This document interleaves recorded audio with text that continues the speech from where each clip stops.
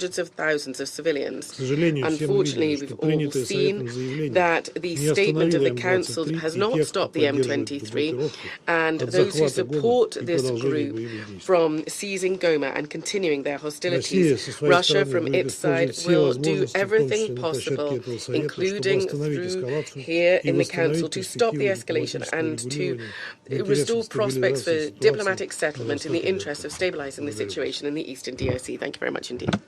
I thank the representative of the Russian Federation for the statement.